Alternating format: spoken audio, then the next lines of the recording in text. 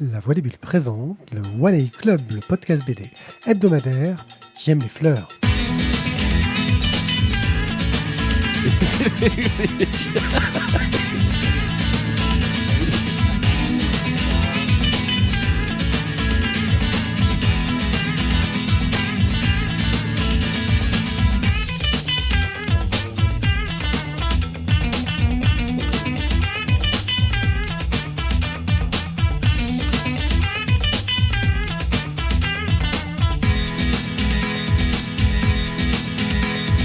Coucou les gens, je suis One A Pied. Je crois que je n'ai pas réussi à faire 2 fois la même amorce en 267 émissions. Et donc, à un moment, il faut dire un peu nawak parce que sinon on s'en sort pas. J'invite les gens à vérifier si j'ai fait 2 fois la même amorce en 267 émissions. Alors, c'est peut-être le cas. Non, on l'a déjà fait. On l'a fait 2 fois. Ah ouais? Sûr. Ah laquelle? Alors, je l'ai plus en tête, mais parce que quand tu l'as faite, je crois que on s'est dit, mais on l'a pas déjà faite celle-là. Et t'avais dit oui. Tu vois, donc je crois que effectivement c'est déjà arrivé. Je suis désolé de te dire ça, mais voilà. Bon, celle-là, je l'avais jamais faite. Donc, vous êtes dans le One A Club. Nous allons parler de bande dessinée. Et pour en parler, je suis accompagné de gens de qualité. À commencer par Guillaume. Salut Guillaume. Salut tout le monde. Ça va, je crois. Ouais. Tu veux nous parler de quoi, là maintenant de gens un peu dérangés. Dérangés, bien. Et c'est par pure coïncidence qu'après avoir parlé de gens dérangés, c'est Jérôme qui va parler. Jérôme, de quoi tu veux parler? Bonjour messieurs, bonjour mesdames. Nous allons faire ce soir une séance historique et pédagogique, messieurs, dames. Moins fort dans le micro. Oui, tu veux nous parler de quoi, donc le long du bouquin? Mais vous verrez bien. En septembre, le jour où le monde a basculé. Il est super utile. Ouais. C'est bien d'être motivé à fond. De quoi vas-tu parler, toi? Moi, je vais parler de Nightmare Country, tome 1, dans l'univers de Sandman. C'est comme ça. Je peux pas faire autrement. Et toi, tu vas aussi dans des pays lointains et froids? Lointain et froid, oui. Après, est-ce que je vais du coup le dire en entier ou je dis SSSS? Non, dis-le en entier. Donc, Stand Still, Stay Silent, le tome 3 et le tome 4 qui donc sont la fin du cycle. Un truc de fou. Et on enchaînera avec un œil sur Alice in Borderland, la série télé qui est sur Netflix. Et on démarre tout de suite. Guillaume, donc tu vas nous parler de Déranger, scénarisé par Manon Hainaut, dessiné et colorisé par Greg Blondin chez Bambou pour 17,90 €. Alors, je crois que je vais faire simple. Non, je vais pas le faire en fait. Donc, j'ai triché. Oh là, dis le gars en retournant le bouquin pour dire tiens, et si je me suis dit c'est pas mal, tu vois, de leur faire la 4e de couve, le petit résumé et tout, mais en fait non, tout le monde prendra le plaisir à lire. Par contre, ça m'a quand même permis de me rappeler encore une fois le prénom, puisque j'ai un problème avec les prénoms. C'est facile pourtant. Pourtant, Fleur, ouais, voilà, c'est ça, Fleur. Tu te rappelles de nos prénoms à nous? Ouais, non, ça, voilà. il me semblait. Bref, Fleur est une jeune femme d'une bonne vingtaine d'années et qui est arrivée à un tournant de sa vie qu'on pourrait qualifier de définition et exemple de vie de merde. Voilà. En gros, pour faire simple, elle a un travail, elle l'a pas, voilà, c'est un travail passionnant, une vie amoureuse, elle a désastreuse, elle a, plein de choses, pourtant, voilà. Et puis, ça va pas, le moral bof. Alors bon, du coup, peut-être qu'on va se remonter le moral et donc on va aller dépenser tout le salaire, mais c'est pas du tout intelligent. Bref. Quoi? Non, ouais. C'est la blonde sur la couve. C'est la blonde sur la couve, ouais. Je sais pas, non, c'est pas mal à se faire du bien, quoi. Donc, du coup, voilà, où en est Fleur dans sa vie, un peu pathétique, voire catastrophique. Et elle le voit bien, et elle le sent bien, et elle l'entend bien, puisque sa petite voix intérieure lui dit, quand même, bouge-toi le cul, fais quelque chose. Reprends-toi, en fait, c'est pas si difficile, c'est pas si compliqué, t'avais des rêves et patati, bref. Et puis ça continue comme ça, et puis à un moment donné, sa petite voix intérieure, elle a un peu plein le cul d'être ignorée, et donc elle va juste prendre forme. Et puis un peu botter les fesses de Fleur. Et puis en fait, sa petite voix intérieure va faire son coach de vie. Et donc voilà, c'est tout le propos de cette BD en fait, c'est qu'est-ce qui se passe dans ta vie quand tu as une vie toute pourrie et que ta petite voix intérieure devient ton coach de vie. C'est de ce que j'appelle de la BD feel good. J'aime bien. Je suis très fan de ce genre. Ça fait toujours du bien au moral. C'est pas forcément ce qu'on qualifie d'un chef-d'œuvre. C'est pas forcément un truc hyper recherché en termes de scénarisation, de dessin, de mise en page, de tout ce que vous voulez. C'est plutôt classique, mais en fait, c'est pas ce qu'on lui demande. Ce qu'on lui demande, c'est de faire un truc sympa qui remonte le moral, qui fait du bien au moral et qui nous fait passer un bon moment. Et de ce point de vue-là, Déranger est très très bien réussi. Parce que pour moi c'est une très très bonne BD feel good qui vous fait plaisir, qui remonte le moral et qui, oui, est classique, mais on s'en fout, on se marre bien et on passe un très très bon moment. Voilà. Bien. Thio ? Je plus sois totalement. C'est exactement ça, c'est du feel good. Alors, c'est classique, mais même je trouve que dans le dessin et dans le cadrage, il y a des moments quand même, on n'est pas sur un gaufrier à l'ancienne, quoi. Voilà, c'est quand même assez dynamique. On est sur du classique année 2000, si tu veux, quoi, de 2000, 2010. Il y a des, non, je trouve qu'il y a des trucs sympas quand même. Enfin, je dois en lire trop alors. Ça va être ça. Mais non, j'ai trouvé que c'était vraiment, un bon truc feel good. Je suis entièrement d'accord avec toi sur, tu vois, par exemple, le jour où elle attendait le bus, où le bus est passé. Où le bus lui est passé dessus, enfin... c'est super feel good, ça j'adore. D'ailleurs, il y a un clin d'œil sur le jour où... Oui. Le jour où c'est une série, d'ailleurs, aux éditions Grand Angle, et là, nous sommes aussi aux éditions Grand Angle, qui décidément se spécialisent dans la BD feel good. Mais écoute, une bonne bande dessinée feel good qui en plus passerait le test de Tizak parce qu'elle a quand même beaucoup de pages pour une BD feel good. C'est pas faux. Et pour du grand angle. Donc quelque part, je pense que ça aurait pu être un truc de qualité qu'il aurait voulu. Par contre, c'est Bambou, c'est pas la collection Grand Angle exactement. Oui, désolé, c'est du Bambou. Ouais. Je pinaille. Ouais, d'ailleurs, je sais pas pourquoi ils l'ont mis en Bambou et pas en Grand Angle. J'ai jamais compris comment ils marchaient éditorialement sur leur collection, mais bon. C'est pas très important en fait. Effectivement, on s'en fout, mais. Non, mais ça aurait eu sa place. Moi, des BD feel good, un petit peu comme ça, il suffit de se bouger le cul et ta vie ira mieux, tu vois. C'est tellement simple, en fait. Moi, le jour où j'avais pas kiffé de la mort. Ça, j'ai trouvé ça très bien fait. J'ai passé un bon moment. Le dessin, moi, je le trouve super sympa. C'est léger, ça marche bien. C'est très, très cool. Non, il va bien. Après, voilà, c'est une sorte de traitement qui va plus le jouer sur comédie des mœurs, un petit peu d'aventure, j'avais trouvé, c'était lequel ? C'était qui était sur un peu le même sujet, celui de Grégory Panachian, qu'on a lu il y a quelque temps. Quelqu'un qui parlait. Quelqu'un qui parlait, qui est sur le même sujet, mais à un niveau bien au-dessus quand même, tu vois, au niveau de la profondeur de la narration. C'est pas vraiment comparable, c'est... il l'approche de deux façons tellement différentes que c'est pas vraiment comparable. C'est le même sujet, c'est-à-dire qu'il a sa petite voix qui va lui dire qu'il faut qu'il se bouge le cul et que on est proche pour moi. La thématique est la même, le traitement a un petit décalage, je suis d'accord. Et là, voilà, je trouve ça léger et sympathique, c'est-à-dire plus abordable et plus grand public. Ça marche bien.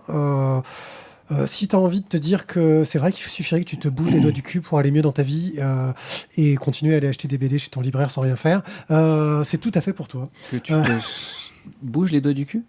Tu te sors les doigts du cul. Ouais, non. Parce que les bouger dedans, c'est pas pour la même chose en fait. C'est ça. Voilà, donc lui, il voulait les bouger à l'intérieur. Écoute, chacun son truc. On peut pas. Donc, Mais quelque part, c'est un bon départ déjà de se dire qu'il faut se sortir les doigts quand même. Ouais, c'est vrai. Il faut bien commencer à un moment donné. Puis, écoute. Ouais. Mais voilà, moi, je trouve que c'est un bon moment. Exactement. Tu vois, c'est peut-être pas la bande dessinée exceptionnelle, moi, j'ai passé un très bon. Et j'ai trouvé que le traitement, de la petite voix qui apparaît, qui prend forme et qui du coup te rajoute le personnage qui est avec aussi le chat. Oui, le chat est toujours important quand même. Ouais, mais c'est le chat, c'est magique le chat, ça fait vendre les chats, laisse tomber. Alors que c'est des sales bêtes quand même. Précisons que l'œstrogène autour de la table a trouvé ça, a passé un bon moment aussi apparemment, puisqu'elle parle pas. Oui, parce qu'elle veut pas qu'on entende sa voix, je ne sais jamais pourquoi. Mais on t'entend rire quand tu ris, tout le temps. Donc, Dérangé de Manon Hainaut, Greg Blondin, chez Bambou pour 17,90 €. Oh, j'ai fait une erreur dans le truc, c'est pas la bonne image, ça m'a fait nawak. Nous allons donc parler de 11 septembre 2001, le jour où le monde a basculé, qui est aussi dans la joie et la bonne humeur. Je vais essayer de retrouver la bonne image et je me suis planté quelque part, donc c'est le why pour ceux qui sont en live. Ouais, là t'en vois plein d'images. Allez, suivant. BD Feel Good, vous disiez? Ouais. Bah là, c'est Feel Good aussi. Baptiste Boutier au scénario, Héloïse Chauchois au dessin et la couleur, Dargo Topo pour 19 €. Alors, on suit Juliette, qui est une trentenaire qui prend l'avion, qui retourne à New York. Je dis bien retourner, puisqu'en fait... non, elle y va pour la première fois. Elle y va pour la première fois. Elle y va pour la première fois. Qui va à New York. Manque de précision, l'archiviste. Ouais, absolument. Tu as absolument raison, c'est n'importe quoi. Il est arrivé freestyle, alors il l'a dit. Mais qui, dans l'avion, du coup, se rappelle du New York d'il y a 20 ans, puisque, en fait, nous sommes en 2021, et elle se rappelle donc New York 2001, en septembre 2001. Alors, on est sur une BD clairement didactique, on est sur une BD qui s'adresse à un public ado, jeunes adultes, de Millennium, qui ont vécu avec les conséquences du 11 septembre, mais qui, contrairement aux vieux cons qui se trouvent autour de cette table, ne peuvent pas dire « je me rappelle où j'étais le jour du 11 septembre 2001 ». Vous l'êtes tous dit. Moi, je sais pas du tout où j'étais. Moi, je sais où j'étais. Ok. Pareil. Toi, tu sais pas non plus? Ah si, je sais exactement où j'étais, je sais à qui j'étais, je sais comment, je peux même te raconter le déroulé. D'accord, ok, voilà. Donc, bon, 4/5, c'est pas mal quand même. Donc du coup... Ça va, Dory? Tu veux qu'on en parle? Non, c'est juste que je suis même pas sûr d'avoir appris la nouvelle le 11 septembre, moi, si vous voulez. Ah oui, ok. Mais c'était balèze quand même. Juste pour recontextualiser un petit peu les choses, on dit qu'on change de siècle le 1er janvier de l'année du début du siècle, mais en fait, c'est pas vrai du tout. Sociologiquement parlant, historiquement parlant, on change de siècle lorsqu'il y a un événement historique qui fait changer de siècle. Pour être très clair, on passe au 19e siècle, en 1815, au moment de la chute de Napoléon. Jusque-là, on est dans une société qui est encore une société ancrée dans le 18e siècle et pas dans le 19e siècle. C'est assez discutable. On rentre dans le 20e siècle au début de la Première Guerre mondiale, en 1914. Jusque-là, on est encore dans une société qui est très ancrée dans le 19e siècle. On rentre dans le 21e siècle au 11 septembre 2001. On coupe la poire en deux, on fait ça au 31 décembre de l'année 14 du siècle, parce que du coup ça fait entre 14 et 15, non? Donc nous rentrons dans le 21e siècle au 11 septembre 2001, parce que c'est un événement structurant de la société dans laquelle nous nous trouvons aujourd'hui, en tout cas des conséquences de cet événement. Et il est absolument indispensable de comprendre aujourd'hui les tenants et les aboutissants des conséquences de cet attentat pour comprendre la société contemporaine et les relations internationales. Donc c'est tout l'enjeu de cet album-là.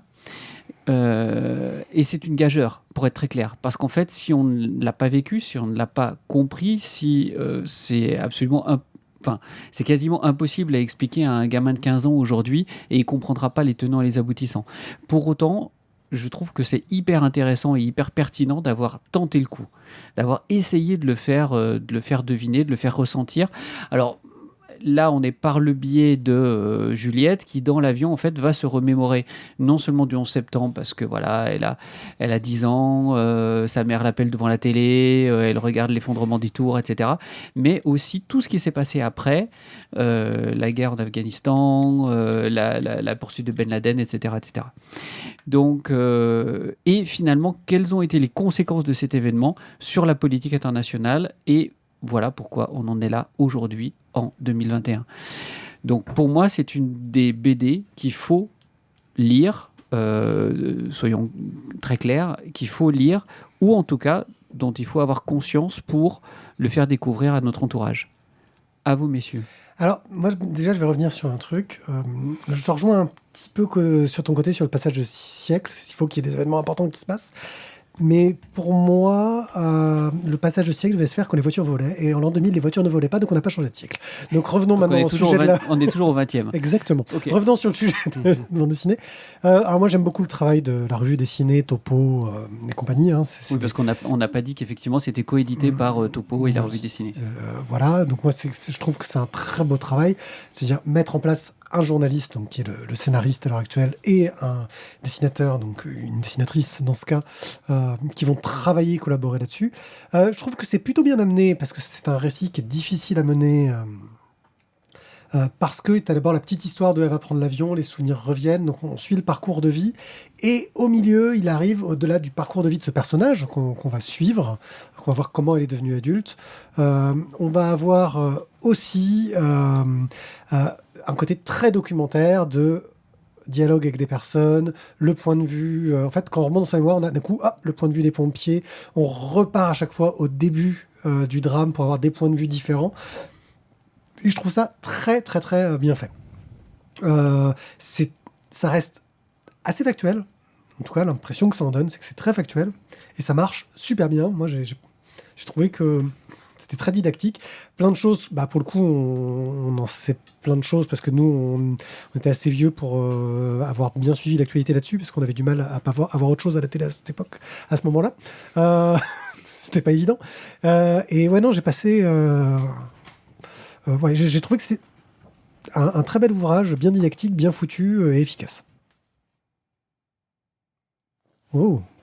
Je sais pas. En théorie, je fais remarquer. Enfin, c'est toi qui normalement gère l'émission et qui dit en fait, vas-y Guillaume, vas-y Thio, ton avis. Non, mais je me dis, vous allez peut-être rebondir tout seul. Non, en fait, on est trop mince. Allez, boing, Guillaume. Boing, Guillaume. Eh bien, écoute, j'ai pas grand-chose de plus à rajouter sur tout ce que vous avez déjà dit parce que effectivement, c'est bien foutu, c'est didactique, c'est intéressant. Je pense que c'est à mettre dans presque toutes les mains, hein, à partir du moment où il y a un intérêt au sujet, pas au sujet du 11 septembre en lui-même, mais au pourquoi du comment on est dans le bourbier dans lequel on est actuellement. C'est effectivement très intéressant. Moi, je sais que par exemple, effectivement, ça m'a permis de me rendre compte que oui, en fait, il y a beaucoup de choses qui découlaient de ces événements, puisque, comme je l'ai dit tout à l'heure, en fait, je me souviens pas du tout d'où j'étais parce que j'ai pas suivi cette actualité-là. Un week-end de jeu de rôle, enfermé dans la campagne. C'est pas impossible. et en fait, c'est, même. Il faisait son pèlerinage. Non, bouddhiste, j'ai jamais fait. Sataniste, mais jamais bouddhiste. Et donc voilà, même pour quelqu'un pour moi, donc d'un âge certain maintenant, ça restait super intéressant pour avoir des clés pour comprendre certaines choses contemporaines et actuelles. Et ça vaut vraiment le détour. Donc pour les jeunes, hein, à partir de, oui, on disait 14-15 ans tout à l'heure, mais même pour les jeunes adultes et les adultes, c'est vraiment bien fait et intéressant. On va pas faire de l'angélisme, hein. Le challenge de cette BD qui est très bien faite, c'est justement d'arriver à la mettre dans des mains du public pour lequel elle est destinée. Alors que ce public-là ne lira pas ce type d'album spontanément. Le challenge, et c'est pour ça que je disais que c'était une gageure, le challenge, ça va être de dire aux gamins et aux jeunes adultes, lisez-le. Ils vont pas y venir tout seuls, hein. Je m'insurgerai. Alors, Randall, je m'insurgerai ensuite contre les propos du dictateur. Oui, moi, alors, ce que je t'avais dit comme reproche, c'est vrai que c'est chiant en fait, cette espèce de thé entre nous, c'est pénible. Mais on trouvera notre moyen. C'est que c'est très factuel, mais ça te permet de te faire une sorte de. Enfin, moi, ça m'a fait une sorte de condensé de tous les événements importants. Parce que du coup, on les a tous, entre guillemets, on était spectateurs de tout ce qui s'est passé dans ce bouquin. Et de les avoir tous les uns à la suite des autres, comme tu dis, ça te remet, on va dire, un petit peu en perspective tout ce qui se passe actuellement. Et tu te dis, ouais, ok, tu sais d'où ça vient finalement. Et l'intérêt est là, mais c'est vrai que j'aurais presque aimé que ça aille encore plus loin. Tu vois, qu'on ait encore plus de détails, plus de données, en fait. Voilà. Ouais, mais là, du coup, tu perds le public jeune. Oui, mais voilà. Enfin, moi, c'était mon délire perso. Mais c'est un très bon bouquin, comme tu dis, à mettre, parce que à vendre. À vendre, à mettre entre toutes les mains pour qu'ils puissent le lire, parce que voilà, c'est quand même très intéressant. Donc... 2 secondes. Ensuite, Randall, tu ne sais pas en fait ce que le dictateur nous fait. Parce que là, tu dis, ouais, les mecs, ils passent même pas tout seuls à la chronique, tout seuls. Les chroniqueurs, ils enchaînent pas. Pauvre Pierrick. Non, tu sais pas ce qu'il nous fait, lui, pour que justement on n'enchaîne pas, parce que lui, c'est l'animateur et que c'est lui le chef. Voilà. On est en souffrance et on n'en parle pas assez. D'ailleurs, Tizak pourrait témoigner parce qu'il est sur le chat. Avant d'aller plus loin. Pour moi, c'est un coup de cœur. Voilà, ça c'est fait. pas pour moi. Ok. Ça c'est fait aussi. Ça c'est fait aussi. Non, je dirais juste que c'est un très bon ouvrage, mais ça a ce côté de documentaire dont je me souviendrai pas. Il va être au milieu de tous les autres documentaires du même genre que j'ai lus. C'est pas quelque chose qui fait que attends, j'ai ça qui va me, tu vois, ça va pas me revenir spontanément à l'esprit. Donc il y a pas ce côté coup de cœur pour moi. Voilà. Ok. Vous pouvez défendre le. Non, j'aurais pas mis de coup de cœur non plus, mais je pense, c'est une BD à lire. Oui, non, ça reste un très bon bouquin. Hein, voilà. Balance ton dictateur, exactement, Isaac. Merci, on va faire un mouvement. Ça, c'est un bon titre. Ou un titre, voilà. Ouais, c'est un bon titre. Voilà. Allez, Isaac, tu nous fais ça sur le chat et nous, on lit ce que tu écris pour dire qu'on veut des sous. C'est une BD à lire. Alors, si vous voulez nous soutenir, vous faites comme tous les gens que je n'ai pas cités la dernière fois, parce que la dernière émission, parce que franchement, j'ai déconné, que sont donc Matt Deka, Chevon, Warloff, Stéphane, Cobal, Boob, et puis aussi Jérôme, Isaac, Thio et moi-même. Donnez-nous des sous. On ne cite jamais, mais c'est vrai qu'on le fait aussi pour amorcer la pompe. Donc ça nous aide à acheter du matos. Oh, depuis le temps, la pompe, elle aurait dû être amorcée quand même. Mais... Ouais, c'est clair. C'est vrai. Donc parlez de nous. Commandez vos BD chez Bubble, chez votre libraire préféré. Ne lisez pas Isaac sur le chat. Et on enchaîne tout de suite. Et ne commandez pas vos BD sur Amazon, merde. Voilà. Sauf quand vous n'avez pas le choix. Non. Et les jingles vont tous se mettre dans le désordre parce qu'il y a eu. Non, je suis pas. Alors, du coup, monsieur OneIP, de quoi est-ce que vous allez nous parler maintenant? Je vais vous parler de Nightmare Country, le tome 1 de James Tynion IV, je dirais. Lisandro Esteren, je ne sais pas comment ça se prononce. Patricio Angel Delpech, aucun lien de parenté. Chez Urban Comics pour 19 €. J'en pose mon clavier et je vais vous dire de quoi que ça parle. Flynn, c'est une artiste torturée qui a cessé de rêver, qui ne se souvient plus, mais qui a une sorte d'obsession dans ses peintures. Elle est étudiante, autour d'un personnage qui a des bouches à la place des yeux. Ça, alors, on voit pas du tout de qui on veut. Voilà, ce personnage, c'est le Corinthien, que l'on connaît bien de l'histoire de Sandman. C'est donc un personnage qui a été créé par Morpheus, le maître des rêves, que Morpheus a détruit après qu'il l'ait trahi, qu'il l'a recréé après qu'il l'ait changé, Morpheus. Donc voir les tomes précédents de Sandman, Dreaming et compagnie. Et le Corinthien, il est dans le coin justement parce qu'il cherche une sorte de créature, de cauchemar qui lui ressemble étrangement. Et qui est aussi tombé sur la piste de Flynn et qui laisse plein de cadavres derrière lui. Donc forcément, le Corinthien essaye de comprendre qui sont ces gens qui laissent plein de cadavres derrière eux, de comprendre pourquoi Flynn est au milieu et de la protéger parce que les créatures de cauchemar n'ont pas le droit d'attaquer les gens dans le monde réel. C'est pas bien, parce que le Corinthien, il est redevenu un cauchemar, mais un cauchemar sympa. Ouais, non, je pense qu'il faut pas l'embêter quand même, il fait peur. Au niveau du dessin, on est vraiment sur un travail qui est à la base, je pense, en niveau de gris pour Esteren, avec des encres délavées, ponctuées de traits fins et très lisibles. Mais la mise en couleur de Delpech, ça me fait bizarre de dire Delpech, mais rehausse le tout. C'est assez... ça rend le truc très lisible en fait. Et ça marche bien, ça crée des bonnes ambiances. C'est très adapté au récit. Il y a des dessinateurs invités qui viennent pour raconter d'autres moments de la vie du Corinthien. Ça apporte de la diversité, ça ponctue le récit avec des rêves, des flashbacks intéressants. J'ai trouvé ça pas mal. Niveau scénario, on est sur du thriller. Du bon thriller horrifique. Ça marche bien pour suivre un cauchemar.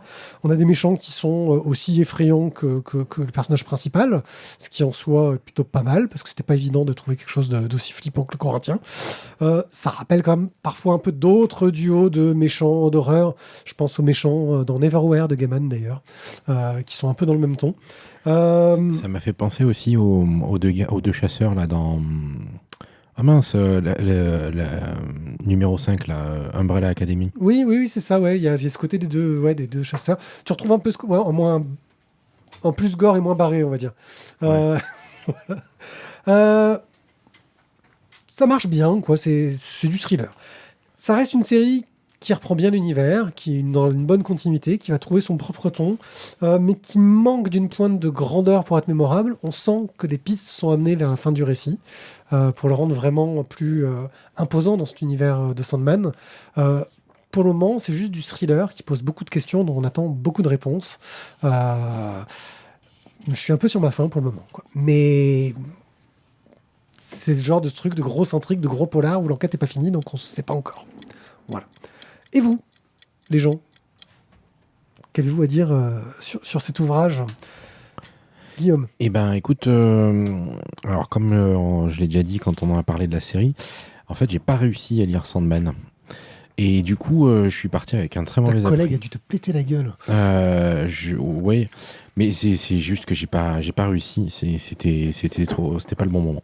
Bref, et du coup, je suis parti avec un a priori un peu limite parce que j'avais peur de rien comprendre à l'histoire, parce que j'avais peur de tomber sur un truc que j'arrivais pas à lire. Et d'ailleurs, je sais toujours pas pourquoi j'ai pas réussi à le lire. Et en fait, non. Parce que les dessins ont pris cher, mais bon. Entre autres, mais pas que, il n'y a pas que ça en fait.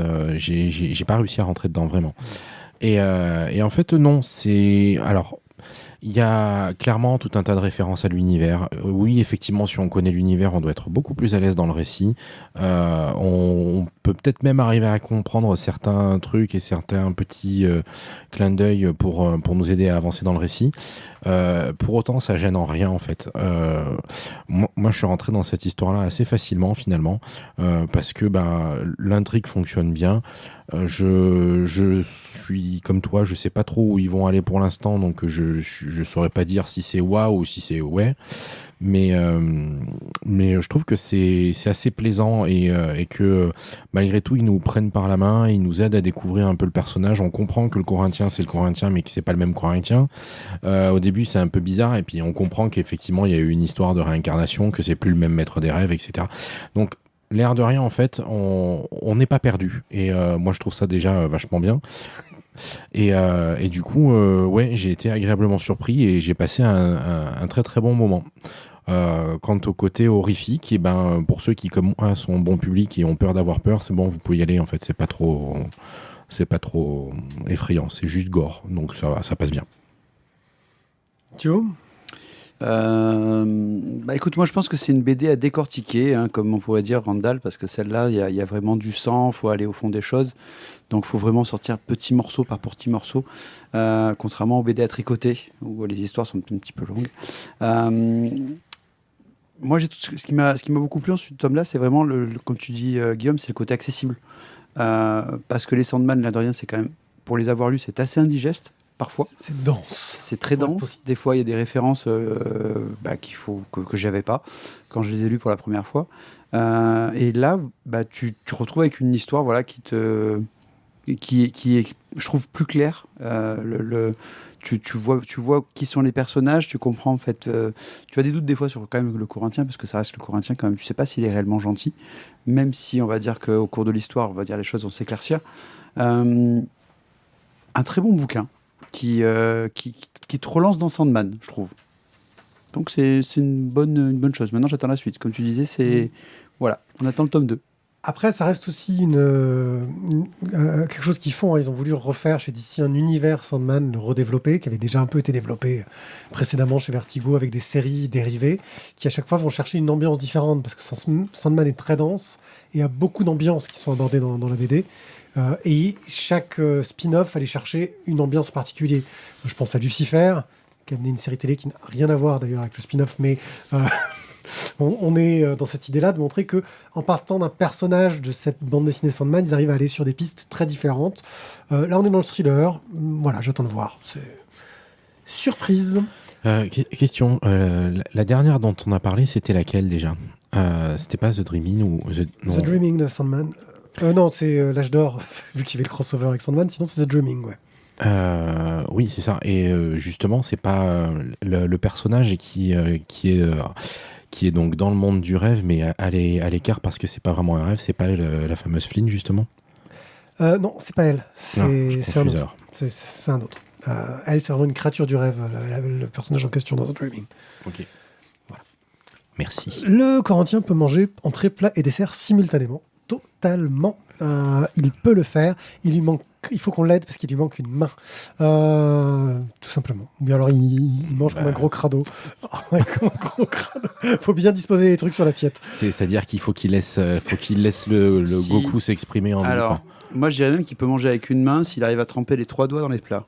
Comme ça. La classe. Et là, il peut tout sucer en même temps. Nightmare Country de James Tynion for Lisandro Asteren et Patricio Angel Delpech chez Urban Comics pour 19€. Et ça va encore me montrer les mauvaises, mais c'est normal, tout est réglé à l'envers, n'importe comment. Donc, nous arrivons maintenant à Stand Still, Stay Silent, tome 3 et 4, scénarisé, dessiné et colorisé par Mina Sandberg chez Akileos pour 27€ le tome. Thio. Il y a 90 ans, une épidémie a commencé à se propager. L'origine du pathogène est inconnue. Il va se diffuser dans le monde entier facilement par l'air. Ce qui au début va être une sorte de petit fait divers, va quand même commencer à bouleverser le monde. La société humaine va commencer à se refermer, les pays vont s'isoler, fermer leurs frontières, les gens vont fuir. Et près d'un siècle plus tard, on se retrouve donc en Islande. La fermeture donc de l'île a permis de sauver, on va dire, la vie et la technologie. Et des jeunes gens se retrouvent à postuler pour partir en expédition. Le Conseil nordique de l'histoire et de la redécouverte valide le projet, même s'il leur file pas beaucoup de thunes. Mais ils sont optimistes, ils sont jeunes et ils ont envie d'y aller. Ils vont donc découvrir le monde silencieux, ces territoires qui sont désormais peuplés par des géants, des trolls et de la maladie qui est toujours présente. Donc on va suivre du coup Sigrun, Emil, Lali, Turi, Reynir, Oni et Mikkel. Qui sont donc les 6 personnages de notre histoire. Chacun a une spécialité. Il y en a un qui est chef de groupe, l'autre qui est chercheur, scientifique, explorateur, mage, chasseur. Voilà. Et en plus, ils ont aussi leur propre langue. Parce qu'en fait, certains sont finlandais, d'autres suédois, d'autres norvégiens et d'autres islandais. Et ils ne parlent pas tous la même langue. Et donc, du coup, ils ont du mal à se faire comprendre. Et ils vont trouver un chat, effectivement, dans l'histoire. Alors ça, c'était pour resituer, parce que là, on est au tome 3 et 4, donc c'est la fin du cycle, c'est la fin de l'histoire. Au départ, donc, c'était un webtoon qui était fait par Mina Sandberg, qui ensuite donc, elle a retravaillé pour le faire en édition papier. Alors, pour faire un petit rappel rapide, ils sont arrivés dans le monde silencieux. Ils avaient des missions à remplir, ils ont trouvé les objets qu'ils étaient venus chercher, c'est-à-dire des livres. Ils ont commencé à trouver des indices qui parlaient peut-être d'un remède contre la maladie. Ils ont commencé à essayer de se dire « ce serait quand même super si on arrivait à le ramener ». Donc ils ont commencé à essayer d'aller le chercher. Bien évidemment, ça a commencé à tourner assez mal au niveau du tome 3. L'ambiance a changé, les couleurs dans les tomes qu'a utilisé justement Mina Sandberg, ça devient un peu plus sombre. Et on se retrouve vraiment avec un côté assez effrayant du côté des univers oniriques. Mais dans le groupe, on va dire que ça continue à fonctionner. Le rôle du mage du groupe et des mages du monde commence à être un peu plus important. Et on part un petit peu sur une aventure un peu surnaturelle à ce moment-là. On arrive donc au début du tome 4. Turi est contaminée parce que certains étaient immunisés à la maladie, d'autres non. Turi ne l'était pas. Elle est contaminée, elle se sacrifie pour le bien de l'expédition, et donc on va suivre dans le dernier tome. Oh, le spoil. Ah bah là je suis obligé, mais en même temps on est au tome 4. Bah si. Mais je te spoil pas jusqu'au bout, je suis au début du tome. Du tome 4. Bah oui, ça va, oh les loulous. Et à un moment donné, le tome il est sorti il y a 1 an quand même. Hein. On n'avait pas chroniqué le tome 3 encore. Bah oui, mais écoute, là je suis quand même obligé de te dire au moins ça, sinon je peux pas finir. Vas-y, finis. Merci. Donc, le tome 4 va être donc justement la continuité de notre parcours. Parce que je t'ai juste dit un truc, ça va. Oh, mais détendez-vous, quoi. Péter un coup, ça va se passer. Il s'appelle comment? T'as déjà Exactement. On sait pas de compassion, elle est en train de pleurer, là. Mais non, elle pleure pas. Donc, Turi est contaminé, et donc le groupe va devoir se séparer en deux petits groupes. Hein. Du coup, c'est toujours ça. C'est comme ça qu'on finit un bon film. Ils se séparent en groupe de 1, parce que c'est comme ça qu'on survit. Ouais, c'est des groupes de 2, ça va. Je te rappelle que si tu veux me parler, tu prends un micro, sinon tu me parles pas. Notre groupe donc s'éclate et en fait ils vont devoir essayer chacun de faire le chemin qui va les ramener à l'embarcadère, qui va leur permettre de retourner en Islande. Au niveau du dessin et de la colorisation des 4 tomes, moi je trouve que la progression elle est total. Voilà, ça a fait que s'améliorer à chaque tome. Les moments contemplatifs sont beaux, l'action est super bien menée, c'est maîtrisé. Dans le dernier tome, je trouve que c'est vraiment fait, mais avec presque du génie, quoi. Les personnages, bien qu'ensemble au début, je pense que j'ai l'impression que dans le tome 4, ils n'ont jamais été finalement aussi seuls, parce que ils sont tous en train de se questionner par rapport au pourquoi ils sont là, pourquoi est-ce qu'ils ont fait ça, qu'est-ce qu'ils doivent faire, justement des événements qui se sont déroulés. Au cours de ce tome 4, on va aussi avoir la solution, des réponses qui vont nous être apportées aux questions qui étaient posées dans les tomes précédents. C'est-à-dire que Mina Sundberg ne nous laisse pas sans réponse vis-à-vis des questionnements que nous pouvions avoir, mais donc je ne vais pas aller plus loin dans les réponses. Bien joué. Mais je trouve que l'essentiel, surtout de Stand Still, Stay Silent, c'est, et là je vais prendre une petite phrase d'un site, c'est que je trouve que c'est une ode au vivre ensemble, quoi. Dans ce tome 4, les 6 personnages ont il y a un truc qui dans leur relation qui est tellement bien mené que c'est ouf, quoi. 5. 5 à la fin. 1, 2, 3, 4, 5. Ouais, mais ils étaient 6 au départ. Ouais. Bon, pas grave. Mais à la fin, il ne peut y en avoir qu'un. Il ne peut y en avoir qu'un. Voilà, moi, ce que je voulais, juste pour conclure, que c'est quand même, je trouve, un des cycles d'aventure post-apo qui m'a un des plus intenses que j'ai lu, je trouve, qui m'a vraiment bougé et fait. J'étais dans l'action, quoi. Pour moi, voilà, Aquilos a fait un super objet. Mina Sundberg nous a fait une BD grandiose.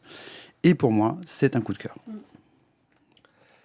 Alors, Jérôme, toi, tu es dans le cas particulier d'avoir découvert cette BD au tome 3, sans avoir tout le passif derrière. Oui. Alors, on est un peu perdu au début parce que, évidemment, sans avoir lu les 2 premiers tomes, ceci étant, on s'y retrouve quand même. Moi, ce qui m'a perturbé, alors déjà, il faut comprendre qu'en fait, les petits drapeaux qu'il y a dans les bulles, c'est la langue dans laquelle ils parlent. Donc ça, si on n'a pas suivi les 2 premiers tomes, mais si tu regardes la fin, ils te disent. Oui, bien sûr, mais c'est vrai que voilà, j'ai l'habitude de commencer par la fin. C'est une de mes plaintes, mais bon. Et non, mais ceci dit, on comprend quand même au bout d'un moment quand on percute qu'en fait, ils ne se comprennent pas, justement. J'ai eu du mal, moi, à identifier les personnages, très clairement, en termes d'identification graphique, à les autonomiser, en fait. Alors, certains, 2, 3 personnages, ils sont facilement identifiables tout de suite. Par contre, les grands secs tout maigres, là, je les ai confondus largement, au moins jusqu'au début du tome 4. Donc, ce qui rajoute un petit peu une confusion, mais ça, c'est parce que j'ai raté les 2 premiers tomes. Et puis, il y a l'histoire des mages.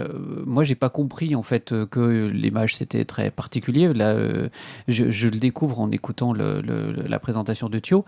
Mais ces mages, ils ont des visions, ou en tout cas, ils peuvent aussi avoir des sortes de transferts plasmiques dans un monde onirique. Voilà, on va dire qu'ils sortent de leur corps, en fait, et ils peuvent se retrouver dans un univers onirique. Et ils peuvent communiquer les uns avec les autres. Ça, quand on n'a pas lu les 2 premiers tomes, c'est quand même compliqué à comprendre au début. Voilà. Sinon, graphiquement, c'est très très réussi, c'est très beau. Là, pour le coup, moi, je suis scotché de découvrir que c'était un webtoon. Webcomics, même, pour être exact. Oui, parce que justement, on a parlé dans la précédente émission de Colossal. On n'est pas tout à fait sur la même finalité. Ah oui, au niveau des décors, là, c'est... Au niveau des décors, ouais, on n'est pas tout à fait sur le même niveau de finition, quoi. Je pense qu'il y a eu un gros retravail aussi pour le passage en album. Après, je ne sais pas. Je pense qu'il y avait ce travail-là, mais dans un côté. Ouais. Après, je sais pas, c'est du webcomics. Peut-être qu'aussi que le format original était prévu, le format de publication même sur Internet était prévu au format album. J'ai pas vérifié. Toi, au format page, c'était peut-être pas non plus. Il me semble que si, justement, que sur les webcomics, quand ils ont commencé, il y avait un format page plutôt. Voilà. Donc c'était un peu, c'est comme ça qu'on faisait à l'époque. On reproduisait ce qu'on connaissait sur Internet plutôt que d'utiliser l'intérêt. De la page web qui a le canevas infini, tel que l'a théorisé Scott McCloud. En termes de richesse du décor, enfin, c'est quand même assez exceptionnel. Voilà, la mythologie nordique aussi, c'est assez intéressant, même si finalement c'est très anecdotique. Sur le côté magie, c'était pas autant traité le passage entre les différents dans les tomes précédents, que les personnages puissent se parler entre eux. En revanche, quelque chose qui est très intéressant, c'est que tu te rends compte qu'il y a un monomythe, en fait. Qu'ils ont tous des dieux différents et des religions différentes, mais que le plan astral est le même pour tout le monde. Que ce soit des gens qui vénèrent certains dieux nordiques ou le dieu catholique, ils se retrouvent tous dans ce même plan astral, et j'ai trouvé ça assez intéressant au niveau de la structure. Alors, moi j'ai adoré ces 2 tomes, j'ai passé un très bon moment, j'ai mis un peu de temps effectivement à me retrouver dedans pour savoir quels étaient les personnages. J'ai trouvé qu'il y avait un travail sur les relations entre les personnages qui essayent de... Il y en a un qui essaie de sympathiser avec le sauvage du groupe tout du long et qui finit... Enfin, qui galère, quoi. Hein. Il galère déjà parce que c'est le sauvage et en plus il parle pas la même langue. Voilà. Alors, et je trouve qu'il y a une relation entre les personnages qui est super bien réussie au niveau de cette écriture-là. Et voilà, c'est ça. C'est vraiment les personnages en eux. Il y a des monstres de temps en temps, mais qui vont juste renouveler l'action. Il y en a un qui les poursuit parce qu'ils cherchent le mage qu'ils ont découvert en cours de route, parce qu'il ne fait pas partie du voyage initialement, hein, le Longue Tresse. Ils l'ont découvert un peu sur le chemin. Il ne faisait pas partie de l'expédition originale. Donc c'est pour ça qu'il y en a plein qui l'aiment pas trop, enfin c'est un noob, ils ont fait une grosse expédition en s'entraînant comme des bourrins, il y a le noob qui débarque au milieu, il va foutre la merde, quoi. C'est un peu ça. Ils sont dans un endroit un peu dangereux. Et ça marche super bien. Sur la série dans sa totalité, j'ai juste un regret de sens de publication parce qu'ils ont mis au niveau de ce grand arc un arc donc, que tu n'as pas lu, qui est dans le tome 2, qui raconte le début de la pandémie. Qui m'avait un petit peu perdu et qui parle des ancêtres, des héros, etc. Et alors déjà que tu mélanges les personnages quand ils sont ensemble, ça m'avait pas mal perdu. C'était le truc qui m'avait le plus perdu. En revanche, hormis ce petit point, ça marche super bien. C'est-à-dire que ouais, j'étais un petit peu perturbé par ce point-là à la lecture du tome 2. Mais maintenant que j'ai fini ce truc-là, bah ouais, il faudrait juste que je le relise et ça passera tout à fait très très bien. Donc je valide totalement le coup de cœur de Thio. Guillaume, tu l'as pas lu, toi, hein? Non, j'ai pas pu. Tu ne l'as pas lu. Voilà, Jérôme, tu es dans une position délicate. Tu n'as pas lu la série en entière. Non, je suis dans une absence de position, parce que n'ayant pas lu la série entière, je ne peux pas mettre un coup de cœur, mais je vous suis tous les deux. Si vous avez envie de mettre un coup de cœur parce que vous avez lu, vous, la série entière, let's go. Hein, Voilà, c'est encore une forte manipulation de ce Thio. Je suis pour rien. Non, mais tu as réussi à m'avoir parce que c'était pas gagné au tome précédent. Je suis pas sûr qu'il avait eu au tome précédent. Alors, juste du coup, c'est pour, je vous montre le changement entre le tome 1. Du coup, si tu veux l'envoyer sur le Kyocam. Donc ça, c'était la fin du tome 1. Et là, on voit donc le personnage de Mikkel. Ça passe pas super bien parce qu'il y a trop de... Il faudrait appuyer sur le bouton gris en fait de la... Ouais, mais alors si tu mets ton doigt dessous en fait en même temps, ça va pas le faire. Appuie sur le bouton gris. Voilà, ça c'est le personnage de Mikkel, donc dans le tome 1, et là vous l'avez... Les décors, qu'est-ce qu'ils ont pris, quoi? Ah ben le décor a pris, le personnage a changé, enfin... Et là vous l'avez, voilà... Rappuyez sur le bouton gris. Rappuyez sur le bouton gris, parce que du coup là on est au niveau de John. Voilà, pour ceux qui ont l'image. Donc en gros, on voit une grande évolution dans le trait des personnages, qui se ressemblent moins que dans le premier tome, j'ai envie de dire. Et surtout un travail sur le décor, sur les textures, sur la couleur, couleur qui est vraiment assez exceptionnelle. Bon, après, elle est quand même, on va dire combien, presque 1000 pages après, non? Oui, parce que c'est des gros tomes. Hein. C'est des gros tomes, donc il y a 1000 pages de plus. Donc, ouais, aucun effort, c'est trop facile d'évoluer dans ces conditions. Achilleo, ça fait un très bel objet. Ça vaut la peine de le dire quand même. Mais je l'ai très belle couve. Tu l'as dit. Pardon, Achilleo, ça fait un très très bel objet. Et je le redis aussi, monsieur. Tu peux le redire parce qu'en plus, les tranches se suivent pour faire le voyage, tous les personnages. Voilà. Sauf quand on les range comme tu déranges toi. Comme ça ouais. Ah ouais. Ouais. D'accord, ok. Donc Stand Still, Stay Silent, les tomes 3 et 4 et la série en intégralité de Mina Sandberg chez Achilleos à 27€ le tome. Une très très belle série que nous ne pouvons que recommander. Et un coup de cœur. Qu'est-ce que c'est que ce bordel? Il y a vraiment un bordel dans mes affichages qui me fait du n'importe quoi. Mais c'est pas grave, c'est seulement la vidéo. Ouais, c'est ça. Ça va être un œil sur Alice in Borderland. Je sais pourquoi ça merdait, mais c'est pas grave. Alice in Borderland, donc, est une série télévisée que l'on peut retrouver sur Netflix. C'est Netflix qui produit et qui est une adaptation du manga de Haro Aso qui est paru en 18 tomes chez Weekly Shonen Jump ou un truc dans le genre. De quoi ça... Alors, chez Weekly Shonen Jump, c'est paru en chapitre dans le Jump, donc, et sinon, ça a été publié, je ne sais pas trop au Japon, mais par... je sais plus. Je crois que l'arc final, c'est un autre. En France. Et effectivement, 18 tomes. Et il y a des séries dérivées qui sont arrivées derrière. Oui, sinon, c'est pas drôle. Voilà, voilà. Mais ce qui nous intéresse, c'est qu'en 2 saisons, les 18 tomes de la BD originale ont été adaptés. Et ça nous raconte l'histoire de Harisu et de ses potes qui sont des jeunes brawlers japonais, tokyoïtes même, pour être précis. Harisu est le plus gros des brawlers de l'équipe. Il y en a un qui a un petit boulot dans un bar. Il y en a un qui a un petit boulot à côté dans une agence d'assurance, enfin le genre de truc, boulot de paperasse, quoi. Et Harisu, lui, il glande à la maison à jouer aux jeux vidéo, en n'en foutant pas une. Et alors qu'ils sont en train de faire les cons à Shibuya, la grande place de Tokyo, qui est très connue, on va dire, ce qui se passe, c'est que ils sont en train de faire les cons, ils sont repérés par des flics qui traînent dans le coin, ils vont pour se cacher, sauf que quand ils ressortent, la place est totalement vide. Il n'y a rien.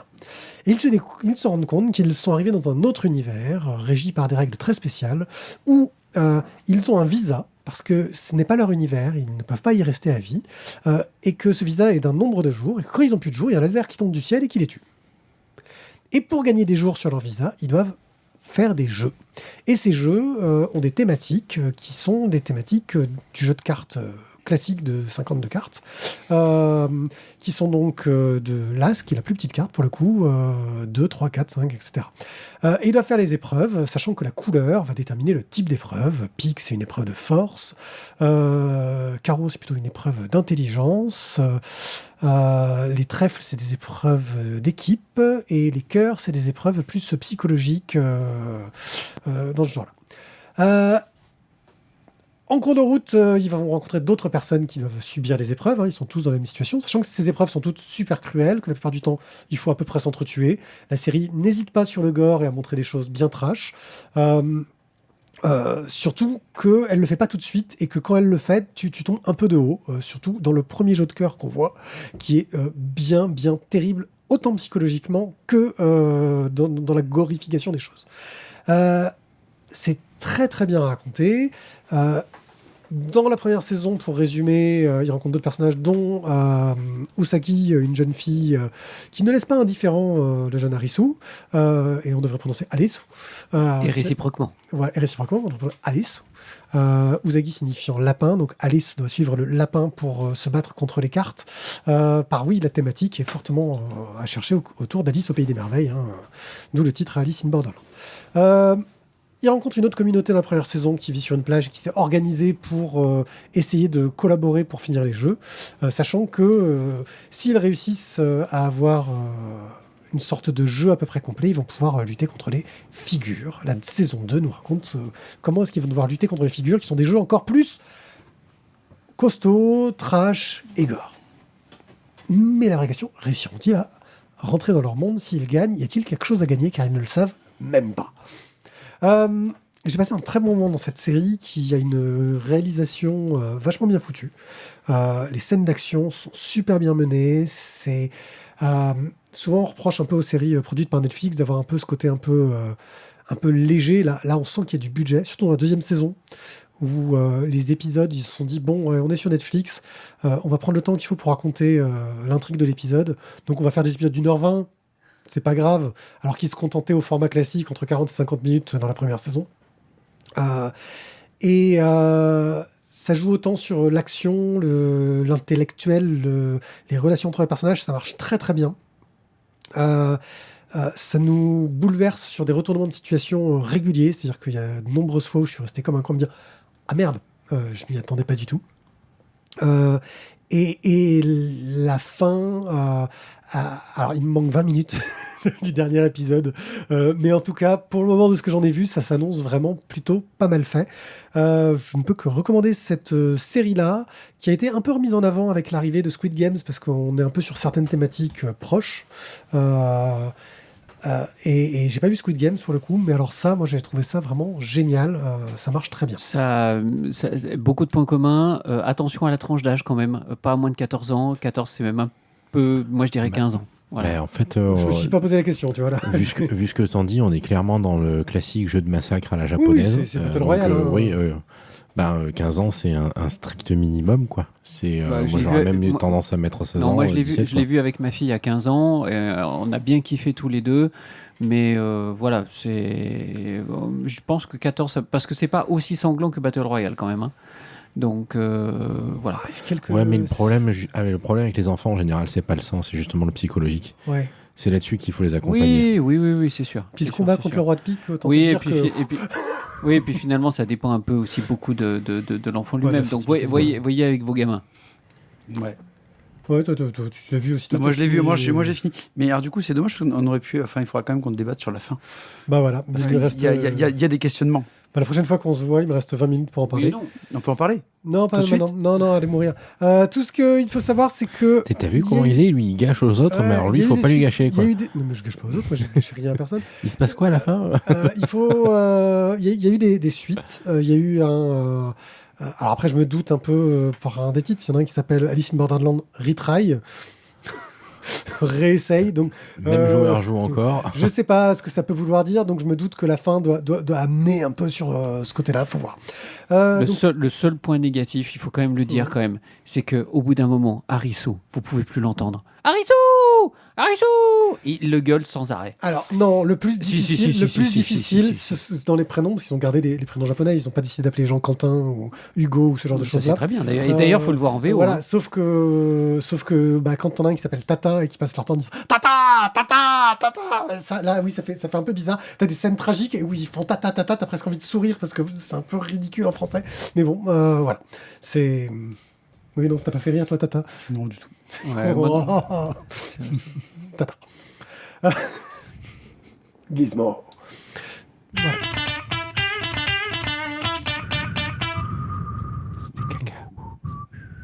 C'est caca, Gizmo. Donc, c'était le One Eye Club numéro 267. J'espère que vous avez apprécié cet épisode. Pour ceux qui sont en live avec nous, on se retrouve pour l'épisode 268 dans quelques minutes. Pour les autres, on se retrouve la semaine prochaine pour un nouvel épisode. Merci de nous avoir écoutés. Sur ce, on peut vous dire au revoir et au plaisir de vous recroiser dans une émission. Parce que franchement, on a bien tenu le rythme de l'hebdo là, cette année. Yes. Je crois qu'on en est à une quarantaine d'épisodes hebdo non-stop. Un truc dans le genre. Ça, il faut quand même s'incliner devant le professionnalisme de pied. Là-dessus, chapeau bas, monsieur. Ouais, je galère un peu, mais ça marche. Je suis pas mécontent de le tenir. Je sais pas si on fera pareil l'an prochain, on verra. Parce que c'est du sport. Oui, parce qu'on va encore faire une nouvelle formule de la nouvelle formule. Parce que tous les ans, il faut qu'on se renouvelle. Donc en fait, on change pas grand-chose en général. Donc en fait, on passera à une formule quotidienne qui demandera quasiment pas de travail de visiteurs. C'est bon. Merci à tous, à très bientôt. Ciao. Mais relâche samedi et dimanche toujours. Ciao.